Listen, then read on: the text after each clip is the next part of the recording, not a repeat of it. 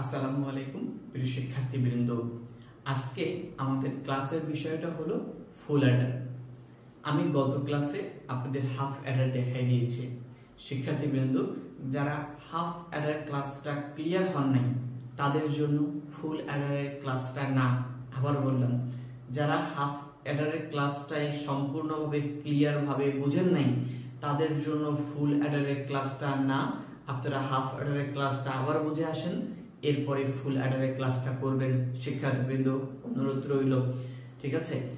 Board পরীক্ষায় সবচেয়ে বহুল আসা প্রশ্ন হাফ অ্যাডার, ফুল অ্যাডার এবং হাফ অ্যাডার থেকে ফুল অ্যাডার বাস্তবায়ন, যেটা আমি আপনাদের সুন্দরভাবে গুছিয়ে দিচ্ছি এবং একদম প্রাইভেট ভাবে বুঝাই দিচ্ছি। এটা আসলে পাবলিক ভাবে মনে হয় না হবে এই ভিডিওটি, শুধু প্রাইভেট স্টুডেন্টদের জন্যই হবে, যেটা হাফ অ্যাডার, ফুল অ্যাডার এবং হাফ অ্যাডার থেকে ফুল অ্যাডার বাস্তবায়নের এই তিনটা ভিডিও আপনারা শুধু প্রাইভেট ভাবেই পাবেন শিক্ষার্থীবৃন্দ। যদিও বললাম ভিডিওতে কোনো ভুল ত্রুটি হতেই পারে, আশাবাদী নির্ভুল দেওয়ার চেষ্টা করব আমি আপনাদেরকে। ঠিক আছে, শুরু করছি। হাফ অ্যাডার, ফুল অ্যাডার। আমরা হাফ অ্যাডারে যে বর্তনীটা দেখেছি, একটা ডায়াগ্রাম দেখেছিলাম শিক্ষার্থীবৃন্দ। আপনাদেরও ডায়াগ্রাম দিয়ে প্রশ্ন আসে এবং ডায়াগ্রাম দিয়ে প্রশ্ন আসবে। ডায়াগ্রামটা হচ্ছে এভাবে।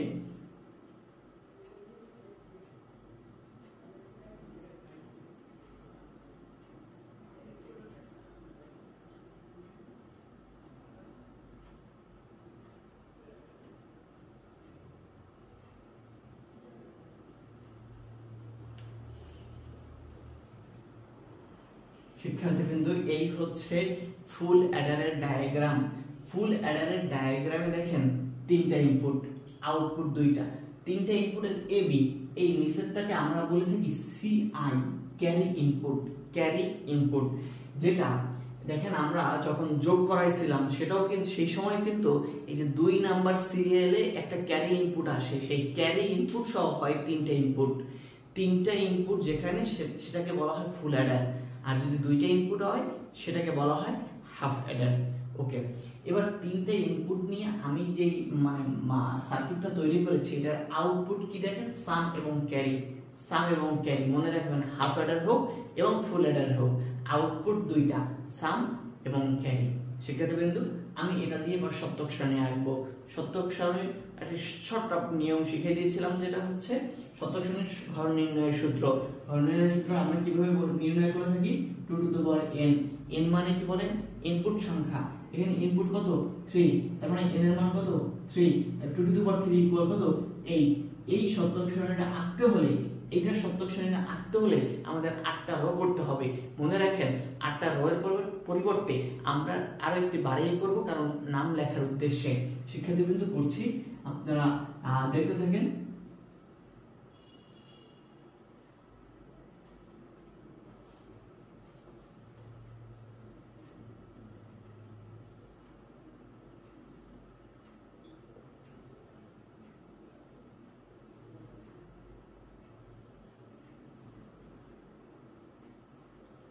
আমাদের এই যে 8টা ইনপুট নিয়েছি, এই 8টা ইনপুটে আমরা বসাবো বাইনারি মান।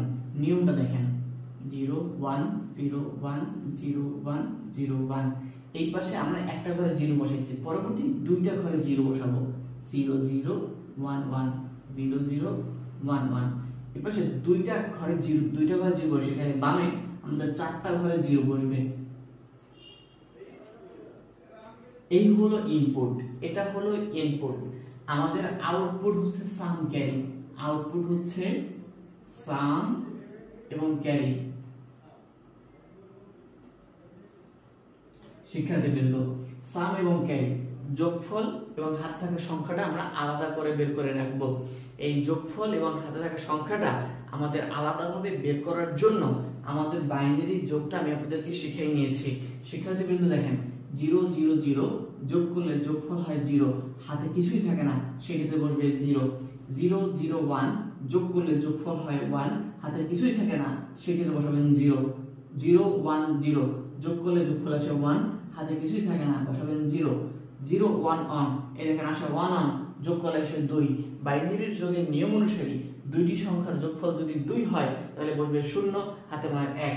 এখন দেখেন দুটি সংখ্যার যোগফল আসে 2 বসে 0 হাতে আছে আমার 1 আবার দেখেন 1 0 0 তার মানে যোগফল হচ্ছে 1 হাতে কিছুই থাকে না 0 1 0 1 তার মানে দুটি সংখ্যার এখানে সংখ্যার যোগফল আসলে 2 এই দুটি সংখ্যার যোগফল যদি 2 হয় তাহলে বসবে 0 হাতে মান 1 তাহলে 1 1 0 তার মানে আসলে 2 বসবে 0 হাতে মান 1 তিনটা 1 দেখেন তিনটা 1 বাইনারি যোগের নিয়ম ছিল দুটি সংখ্যার যোগফল যদি 2 এর থেকে বেশি হয় তবে যত বেশি তত বসবে হাতে থাকে আমার 1 এখন 3 হইছে দুটি সংখ্যার যোগফল একটা সংখ্যার যোগফল হচ্ছে 3 তার মানে 2 এর থেকে বেশি হয়েছে কত বেশি 1 বেশি সেই ক্ষেত্রে যোগফল হচ্ছে 1 এবং হাতে থাকে কত 1 এটা হচ্ছে বাইনারি যোগের বর্তনী থেকে মাথায় রাখবেন এবার শিক্ষার্থীবৃন্দ আমি সাম এবং ক্যারির মান বের করব সাম এবং ক্যারির মান বের করব কিভাবে করছি দেখেন এই যে সামের মান যেখানে 1 সেখানে উত্তর সত্যক সারণী থেকে যখন আমরা সমীকরণের মানটা বের করব এই প্রথম হচ্ছে আমরা সামের আউটপুটটা বের করছি দেখেন এই 1 এবার বলেন এতে আছে 0 কত বসবে a নট b তে আছে 0 কি বসবে বলেন b নট c তে আছে 1 কত বসবে বলেন c তাহলে এখানে মানটা দাঁড়ায় a not b not c plus এবার হচ্ছে এই নিচে 1টা এই 1টা দাঁড়ান a তে আছে 0 তার মানে a নট b তে আছে 1 তার মানে b c তে আছে 0 তার মানে c নট তার মানে বলতে পারি আমরা a not b c not plus এই যে দেখেন এই 1টা দাঁড়ায় কোথা থেকে আসে a b not c not a b not c not plus পরবর্তী আসে দেখেন এই যে এই নটটা মাঝখানে কিন্তু দুইটা জিরো আছে এই জিরোর কোনো ভূমিকা আমাদের ভিতরে নাই বা কোনো ভ্যালু নেই এই 1টা আসে অন থেকে মানে a তে 1 তার মানে বলতে পারি আমরা এখানে a b তে 1 তার মানে আমরা বলতে পারি b c তে 1 তার মানে আমরা বলতে পারি c a b c শিক্ষার্থীবৃন্দ সামের আউটপুটটা বের করার সুন্দর মতো শিখেছি আশাবাদী এখানে কোনো সমস্যা নেই এবার আমরা সেম ভাবে ক্যারির একটা আউটপুট বের করব ক্যারির আউটপুটের প্রথম মান দেখেন এই অনটা কি এই ইনপুটে চলে আসেন a নট b c মানে 0 1 1 a not b c a not b c plus এরপর হচ্ছে এই যে 1টা এখানে আসে কত 1 a b তে 0 তার মানে b নট c তে 1 মানে c তার মানে আমরা বলতে পারি a b not c plus এরপর এই যে 1টা আসেন a মানে a তে 1 তার মানে a b তে 1 তার মানে b c তে 0 তার মানে c নট মানে আমরা বলতে পারি a b c not plus এরপর ওই সবার শেষের অন এই সবার শেষের অন আসছে এই যে তিনটে ইনপুট থেকে যেখানে তিনটেই 1 তার আমরা বলতে পারি a b c আশাবাদী শিক্ষার্থীবৃন্দ আপনারা এই সত্যক সারণী থেকে সমীকরণ বের করাটা শিখেছেন এবার এই সত্যক সারণী থেকে যে সমীকরণটা পেয়েছি এই সমীকরণটা থেকে আমরা সার্কিট অঙ্কন করা শিখব এই পাঁচটা দিয়ে শিক্ষার্থীবৃন্দ দেখতে থাকেন এখানে আমরা গেট আঁকার জন্য নিয়ে নিচ্ছি আসলে পুরোটা একত্র করব সাম এবং ক্যারিটা একত্র করব এই চলক এটা দ্বারা যখন আমি গেট অঙ্কন করছি এখানে আমাদের আর একটু বিষয় লক্ষ্য করতে হবে সেই বিষয়টা হচ্ছে এই চলকের ভিতরে আমরা a b c যেহেতু তিনটা এটার সাথে a not b not c not আছে দেখে নিতে হবে a দিয়া আমার এই সাথে সাথে তৈরি করে নিতে হবে a নট b এটার ভিতরে আছে b নট আমাদের এখান থেকে তৈরি করে নিতে হবে b নট c এখানে c নট আছে এই কারণে আমি এখান থেকে c নট এর একটা নট গেট অঙ্কন করে নিচ্ছি এটাই c নট শিক্ষার্থীবৃন্দ এবার আমি এখানের মান দেখে দেখে সার্কিটগুলোর টান দিব প্রথমে দেখেন সামের আউটপুট নিচ্ছি প্রথম হচ্ছে a not b not c a not b not c এই তিনটা চলক একত্রে গুণ আকারে আছে এই দেখেন এই a নট এই b নট এই c ভুল হলে আমাকে কমেন্টে জানিয়ে দিবেন এই a not b not c a not b not c এটা লেখা কিন্তু বাধ্যতামূলক নয় আপনারা প্রয়োজনে লিখবেন না লিখলে কোনো সমস্যা নেই এরপরে এইটা পাইলাম এরপর আছে a not b c not এই দেখেন a not b c not এই তিন রাশির গুণাকার আছে আমি গুণ করে দিলাম এরপরে আছে a b not c not এই দেখেন a এই b নট এই সি নট, এই তিনটা আমরা আবার গুণ করে দিলাম। এরপর আছে এ বি সি, এই দেখেন এ বি সি, এই তিনটা গুণাকারে আছে। এবার দেখেন 1 2 3 4, এটার ভিতরে চারটা রাশি আছে, 1 2 3 4, এই চারটা রাশি একত্রে যোগ আকারে আছে। তাহলে আমরা এই চার মাথাকে এক জায়গায় নিয়ে আসবো যোগ আকারে করার জন্য। আমরা বলি যোগের গেটের নাম কি বলেন? Or gate. এই যে দেখেন একটু গোল করে দিতে হবে, এটাই হচ্ছে সাম, এই হচ্ছে সামের মান। ক্লিয়ার বন্ধুরা? এবার আউটপুটের গেট আছে ক্যারি। ক্যারি দেখেন প্রথমে লেখা আছে এ নট বি সি, দেখেন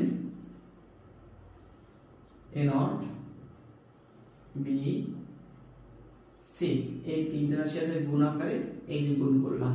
পরে আছে A B not C, A B not C, তারপর আছে এ বি সি নট,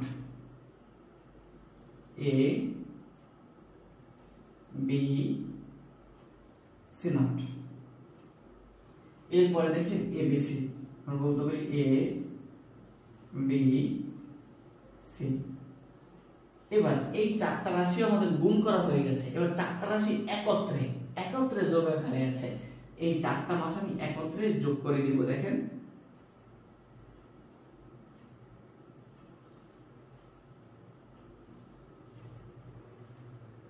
শিক্ষার্থীবৃন্দু, এটা হচ্ছে ক্যারি মান। শিক্ষার্থীবৃন্দু, এই ফুল প্রশ্নের উত্তর আমার কমপ্লিট, এটাই হচ্ছে ফুল অ্যাডারের উত্তর। শিক্ষার্থীবৃন্দু, আপনাদের যে পরীক্ষায় সৃজনশীল প্রশ্নগুলো আসে, কিছু কিছু প্রশ্নে এভাবে উল্লেখ আছে যে এই ফুল অ্যাডারকে আপনি মৌলিক গেটের মাধ্যমে বাস্তবায়ন করেন, শিক্ষার্থীবৃন্দু, এটা বললেই আমাদের মাথাটা ঘুরে যায়। দেখেন কেন ঘুরে যায়? আমরা সাধারণত বাস্তবায়ন করি দুইটা গেট দ্বারা। সেই দুইটা গেট কি বলেন? ন্যান্ড গেট এবং নর গেট। বলতে পারেন স্যার আমরা বাস্তবায়ন করা যায় তো এই দুইটা গেট দ্বারাই, মৌলিক গেট দ্বারা তো বাস্তবায়ন করা যায় না। শিক্ষার্থীবৃন্দু, সাধারণভাবে আমরা যে গেট আঁকি সেটাকে আমরা মৌলিক গেট বলে থাকি। দেখেন আমি যে গেটটা অঙ্কন করেছি, এখানে যেগুলো গেট ব্যবহার করা হয়েছে, এখানে দেখেন এটা নট গেট, এটাকে মৌলিক গেট বলে না বলেন? এবার দেখেন এটাকে বলে আমরা অ্যান্ড গেট, এটা কি মৌলিক গেট। এইটা কোন ধরনের গেট? অর গেট, এটাকে বলা হয় মৌলিক গেট। আমি এইখানে যে গেট ব্যবহার করেছি এখানে সবগুলোই হচ্ছে মৌলিক গেট। এটাই ওই প্রশ্নের উত্তর যে মৌলিক গেটের সাহায্যে বাস্তবায়ন করেন। এই প্রশ্নটা দিলে হয়তো আপনাকে একটু বিভ্রান্তি করে দিয়েছে, কিন্তু প্রশ্নের উত্তর আপনি পারেন, এটাই এটার অ্যান্সার। সাধারণভাবে আমাদের যে সাম এবং ক্যারির যে